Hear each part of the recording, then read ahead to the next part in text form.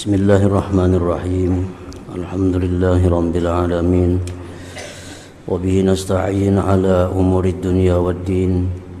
Wassalatu wassalamu ala asyrafil anbiya wal mursalin Sayyidina Muhammadin wa ala alihi wa sahbihi ajma'in. Qala al-musannif al-imam al-habib Abdullah bin Alawi al-Haddad rahimahullah, nafa'ana bi'ulumihi fid daraini amin. Ad-dunya syai'ani ahaduhuma hubbul mal wal akhar hubbul jah. Faman zahida fid dunya wal jah fahuwa siddiq, wa man zahida fil mal dunal jah fahuwa mura'in, wa man zahida fil jah wa ahabbal mala fahuwa la'im, wa man ahabbal mala wal jah kana asgharu uqubatihi hirmanahuma. Ad-dunya, bermula dunia, syai'ani, dua sesuatu. Ahaduhuma, yang pertama, hubbul mal, yaitu mencintai harta. Wal akhar hubbul jah, yang kedua mencintai kedudukan atau pangkat jabatan. Jadi yang benar itu bahwa dunia itu hanya terdiri dari dua, harta dan tahta. Adapun yang biasa kita dengar bahwa dunia itu adalah tahta, harta, wanita, nah itu lebihan wanitanya itu. Wanita kada termasuk daripada dunia.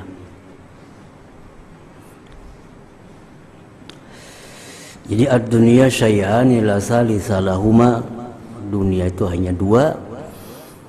Ahaduhuma hubbul mal, yang pertama mencintai harta. Wal akhar hubbul jah, mencintai kedudukan. Mencintai harta maupun mencintai kedudukan itu adalah kedua-duanya tercela. Artinya kada baik.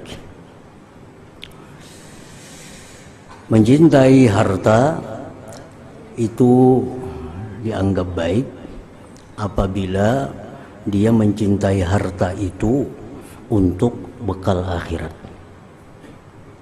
Demikian pula mencintai kedudukan itu menjadi baik apabila kedudukan itu dijadikannya bekal akhirat. Nah, bekal akhirat. Yang dimaksud di sini tercela itu adalah mencintai ainul mal, mencintai hartanya. Ada orang mencintai duit misalnya, cinta lawan duit. Dia cinta karena duit itu ya duit. Mencintai kendaraan, ya kendaraan itu yang dia cintai. Nah, itu yang dicela. Demikian pula kedudukan atau pangkat, mencintai itu dicela. Nah, mencintai itunya, zatnya.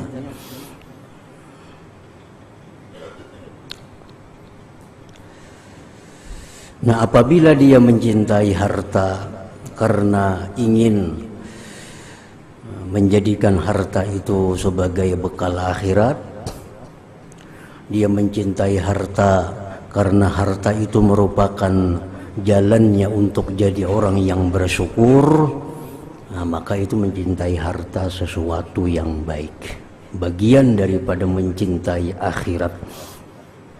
Demikian pula orang yang mencintai kedudukan, pangkat.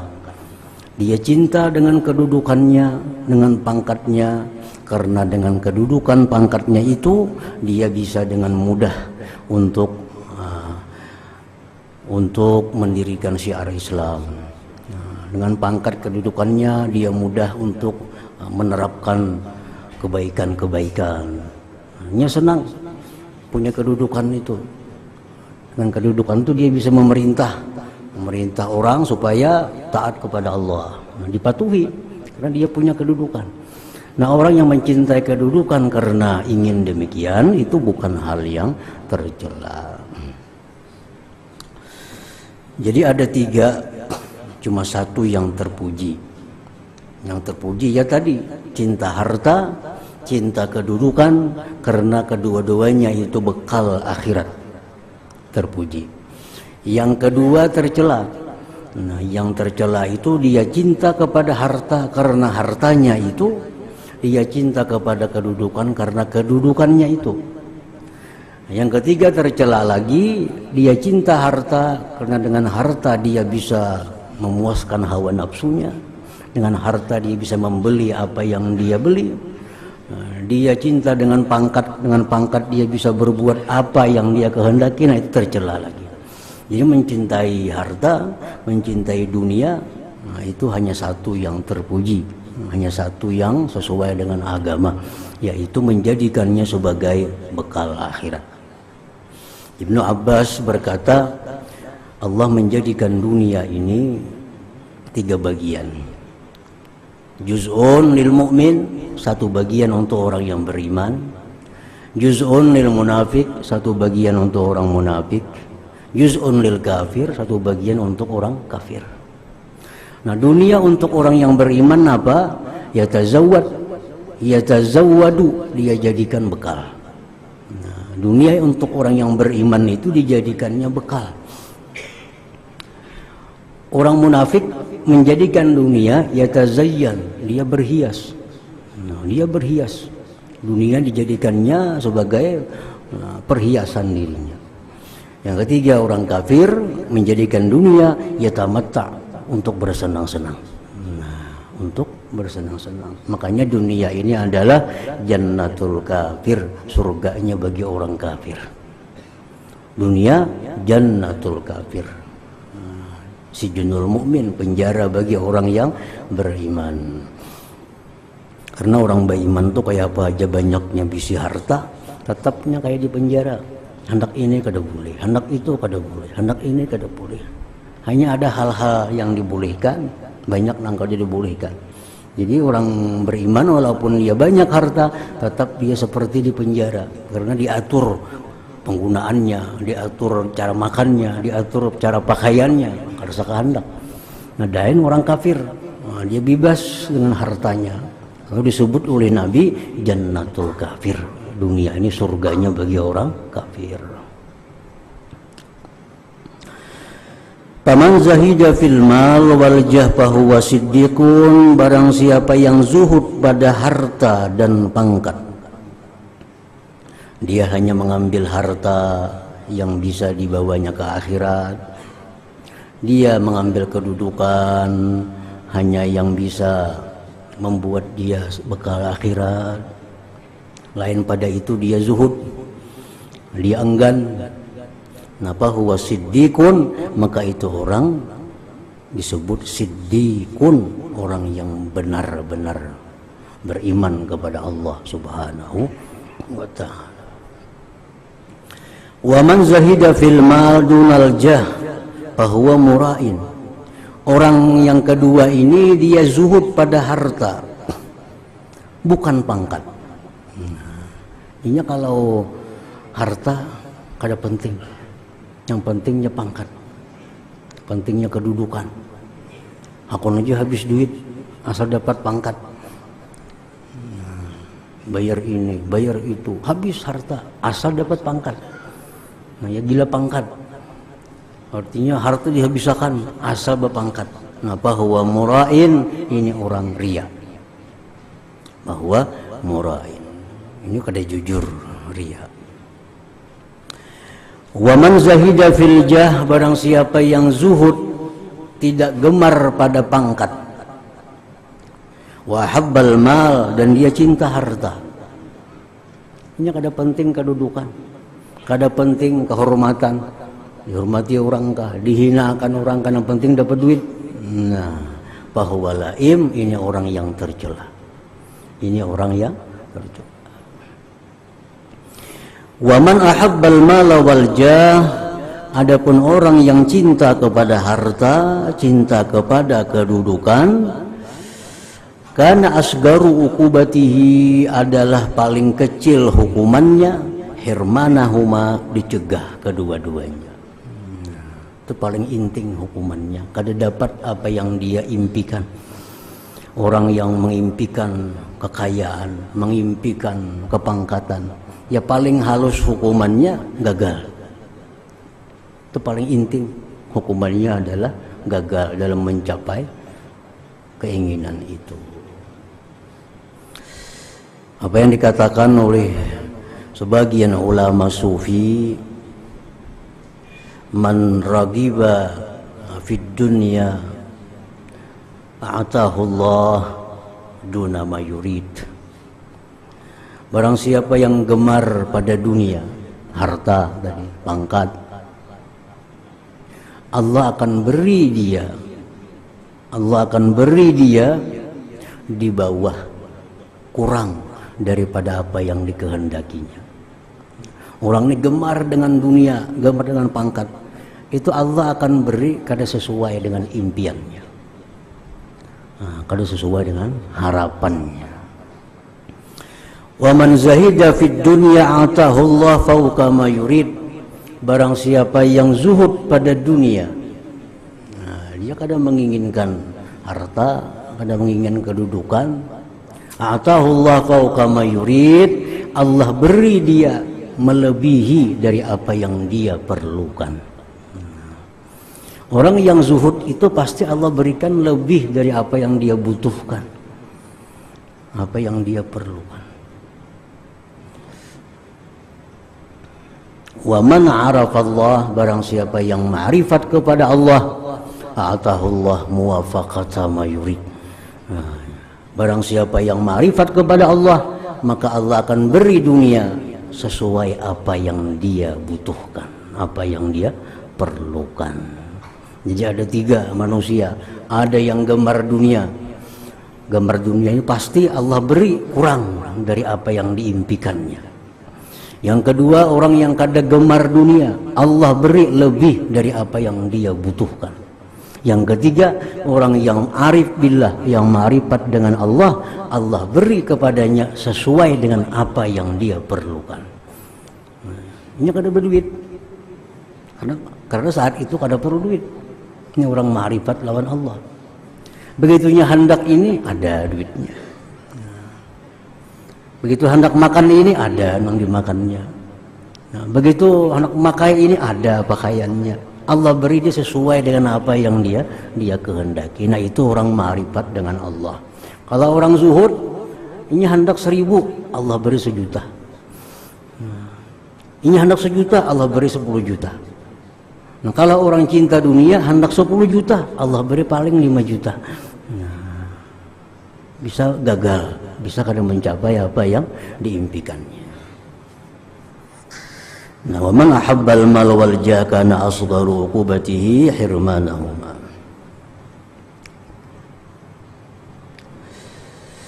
Al-aradi thalathun, bermula tanah terbagi 3.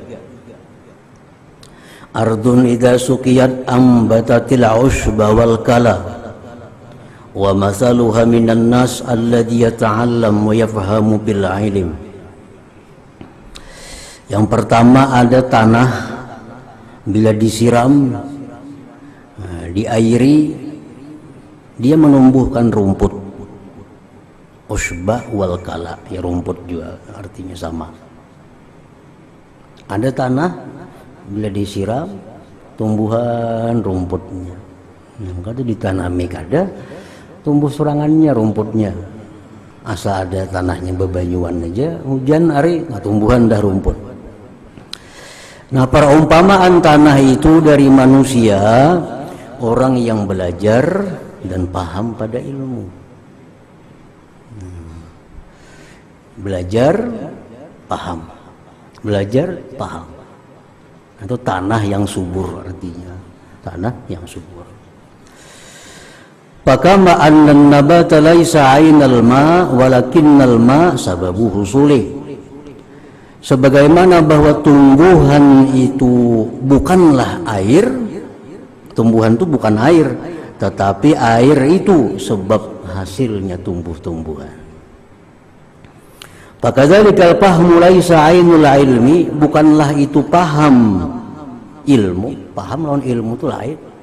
Ilmu, paham. Walakin 'anil ilmi yakun, tetapi dari ilmu adanya paham itu. Mungkin ada ilmu nah penang dipaham. Nah, jadi ilmu lain, paham lain. Sama tumbuh-tumbuhan lain, air lain. Cuma air itu adalah sebab tumbuh-tumbuhan. Nah, jadi manusia yang demikian itulah manusia yang patut untuk diberikan ilmu, manusia yang patut diberikan pendidikan, manusia yang seperti bumi yang bila dihujani, diairi, dia menumbuhkan rumput. Wal ardu saniyah, yang bumi yang kedua, tumsikul ma wala tumbitul kala. Bumi yang kedua ada bumi yang menahan air, tidak menumbuhkan rumput. Ini bumi hujan hari nya kada maisap ka banyu, ya rumput udah mau tumbuh, cuma tak kumpul banyu di situ. Nah, tak kumpul banyu di situ, nya kada maisap banyu, buminya nih bumi keras. Begitu hujan, nah dipenuhi air, tapi kada menumbuhkan rumput. Wa masaluha minan nas masalul ladzi yahfazul ilma wa la yafhamu fih. Perumpamaannya itu daripada manusia, orang yang hafal ilmu tapi tidak paham pada ilmu itu. Beri pelajaran hafal, tapi kada paham maksudnya apa. Quran hafal 30 juz, tapi kada paham apa maksudnya. Banyak orang itu. Ada umur 7 tahun, 10 tahun sudah hafal Quran, tapi paham lainnya kada tentu paham dengan apa yang dimaksud dengan Quran itu. Nah, itu seperti bumi, jenis bumi yang kedua tadi. Wa idza ra'aital 'alim la yazidu 'ala ma yasma'u fa huwa zak. Bila engkau lihat orang yang punya ilmu, tidak lebih atas yang dia dengar, maka itulah golongan yang kedua ini. Nah, dia mendengar ilmu kada melebihi dari apa yang ia dengar. Mempaham kada kau lagi artinya. Wa idza ra'aitahu yazidu 'alai syai'an yuwafiqu ma sami'a min al-'ilmi, bila engkau lihat orang yang alim itu bisa melebihi atas dia sesuatu yang sesuai yang dia dengar dari ilmu, bahwal awal itu golongan yang pertama tadi. Golongan pertama, kalau ada orang berilmu dan dia bisa mengembangkan ilmunya, itu golongan yang pertama. Nah, ini kelompok yang kedua pun adalah patut untuk diajari ilmu. Ini orang patut untuk diberikan pendidikan karena dia bisa menyimpan. Dia bisa menyimpan. Di zaman dahulu banyak orang-orang yang demikian, yang hanya hafal. Ada hafal kitab ini 10 juz, hafal ke 10-nya, tapi kada paham, kada apa maksudnya, cuma hafal. Nah, banyak orang-orang seperti itu, dan ini banyak kegunaannya. Nah, dulu terjadi di Irak peperangan dengan bangsa Mongolia, di mana bangsa Mongol mengalahkan Islam. Semua kitab dibakar, dibuang ke laut, dibakar, habis kitab-kitab. Kemana yang cari kitab? Nah, banyak yang hafal, walaupun yang hafalnya kada paham, cuma hafal. Kitab ini hafal, Bukhari hafal, Muslim hafal, lalu dicatat kembali hafalannya. Nah, ini kada mengajar, kada bisa mengembangkan, cuma hafal apa yang dia dengar. Nah, wal ardu tsalis, bumi yang ketiga, ardun la tumbitul kala wa la tumsikul ma. Ini bumi kada menumbuhkan rumput, kada menahan air. Ini bumi dihujani, rumput kada tumbuh di situ, menampung banyu kada. Kayak bumi yang bicik, yang licak, bujung licaknya aja, banyunya kada ada, rumputnya kada ada. Wa masaluha minan nas masalu man la yahfazul ilma wa la yafhamu fi. perumpamaannya itu dari manusia, orang yang tidak hafal ilmu dan kada paham pada ilmu.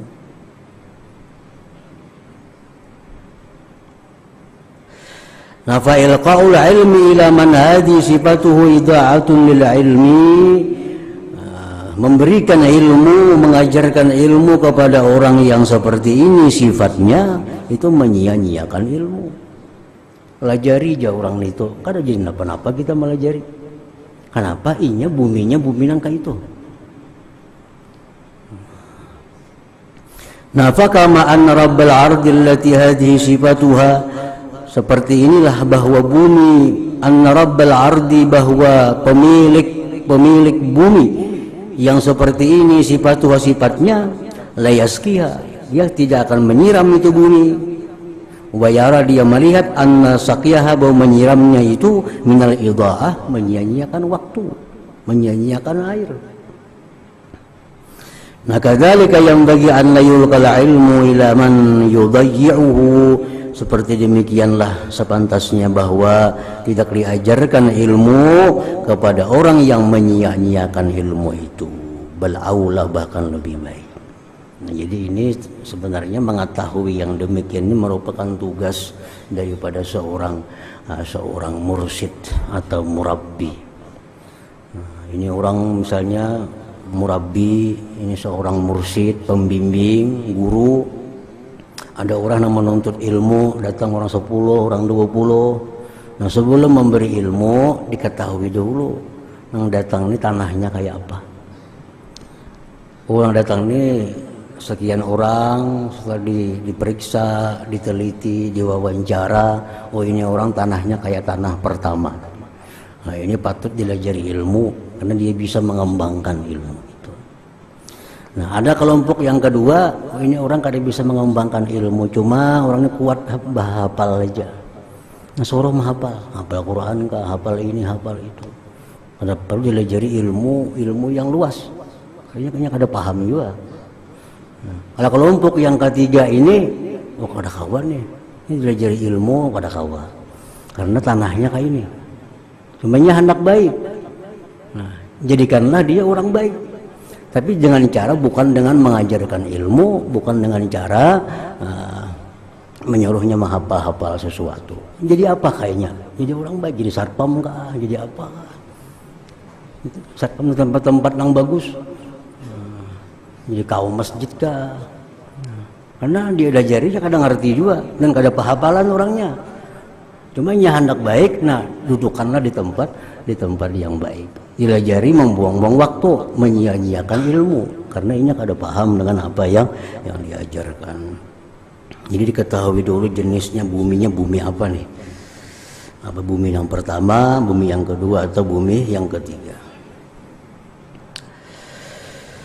La tasbutu ad-da'awi bil aqwal hatta taquma bi isbatiha al-bayyinatu min al-af'al. Nah, hikmah yang lain lagi, tidak sabit dakwaan dengan perkataan-perkataan sehingga berdiri dengan menetapkannya itu dakwah tadi al-bayyinatu, oleh saksi-saksi, minal af'al, daripada perbuatan-perbuatan. Nah, ini dipakai secara fikih bisa, lain pada fikih bisa. Jadi pengakuan kita, dakwaan kita itu kadang-kala dipegang, kadang-kala ditetapkan, selama itu kada ada bukti, kada ada saksi. Misalnya itu ampun kok, kita kadang-kala percaya itu sebelum ada saksinya. Mana saksinya pada itu ampun ikang? Bersumpah-sumpahnya kadang-kala dipakai sumpahnya, kadang-kala dipakai sumpahnya. Sumpah ini hanya berguna untuk orang-orang yang membela diri. Kalau kita mendakwa orang misalnya, baju yang ikam pakai itu baju kok, nah, mana buktinya? Mereka menukar. Mana buktinya? Nah, jadinya kan ada bukti. Cuma itu baju kok. Nah, kadang kalau dipakai ini, berhubung yang mendakwa seseorang memakai bajunya, lalu orang itu disuruh bersumpah. Ujar memakai, demi Allah bajuku ini bajuku juga. Nah, menanginya. Karena wani bersumpah. Baju itu bajuku. Nah, mendakwa bang kalah karena kadang mengadakan saksi.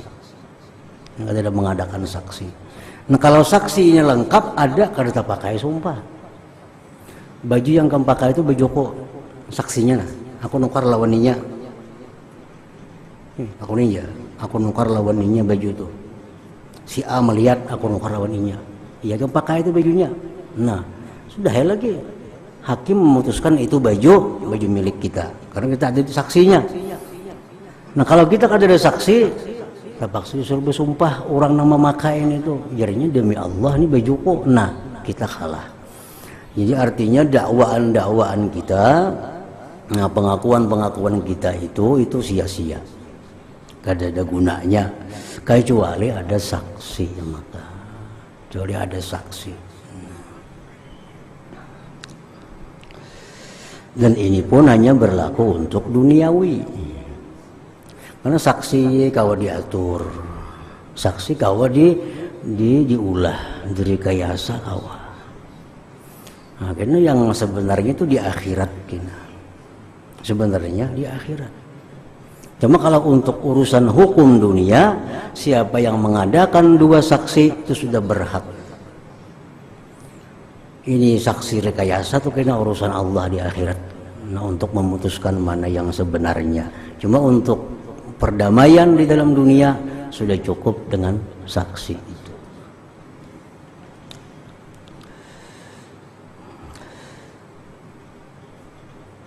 Bisa bersepakat.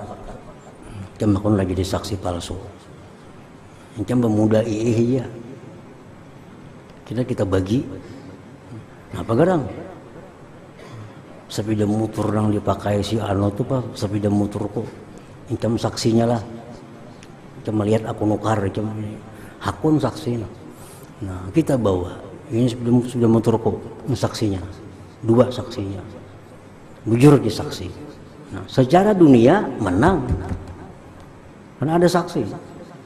Tapi di akhirat kini Allah yang memutuskannya. Ini hanya berlaku untuk ahkamud dunia, dengan hukum-hukum duniawi. Setiap orang yang mendakwa sesuatu dan dia ada saksi, menang. Di dalam dunia, di akhirat siapa yang sebujurnya ampunnya, itulah ampunnya. Jadi saksi itu kawat jadi atur. Idza da'at nafsuka annaha la tufarriqu baina wujudi syai' wa 'adamihi fala taqna' minha bidzalik hatta takhtabiraha bil amrayni jami'a. Bila nafsu engkau, diri engkau mengaku bahwa diri engkau itu tidak membedakan antara ada sesuatu dengan tiadanya sesuatu, maka jangan engkau merasa cukup daripada pengakuan nafsu tadi dengan yang demikian itu, sehingga engkau uji nafsu engkau dengan dua perkara keseluruhannya. Kadang nafsu kita ini bisa mengaku, nafsu kita ini mengaku, bagi aku berduit kah, kadakah, mau jadi soal. Nah, ujar nafsu nih, artinya bapak daharat tuh kan orang hebat tuh, orang yang bagiku kada berduit sama. Nah, kadang-kadang timbul pengakuan dalam diri seseorang, jangan cukup. Jangan maihakan lawan apa yang jadi nafsu itu. Coba ya bang, kayaknya kada berduit, sama lah lawan berduit. Nah, bila sudah terbukti, sudah kita kau membuktikan diri kita kada berduit, kita kayak ini, kita kada berduit sama aja. Nah sudah, hanya kita percaya dengan pengakuan nafsu kita itu.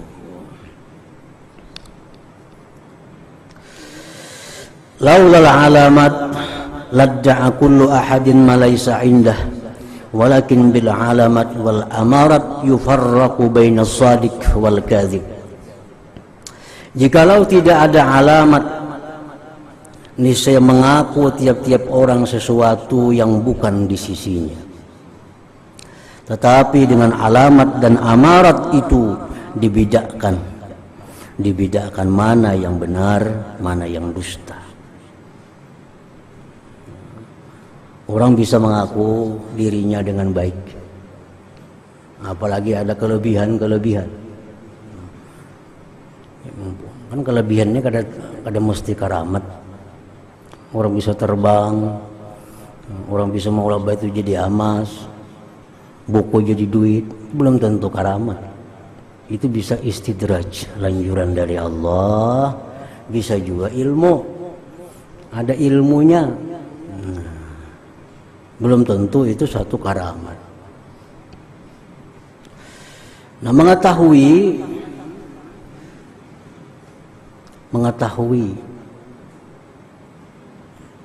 bujur kadanya orang ini karamat atau bukan. Ini misal punya khawarikul adat, aku jadi bisa mengingat pohon tuh, nah jar ku pohon tuh kasininya pohon sini datang, pohon tuh lawannya menghadap, nah berjalan membelah tanah kayak Nabi.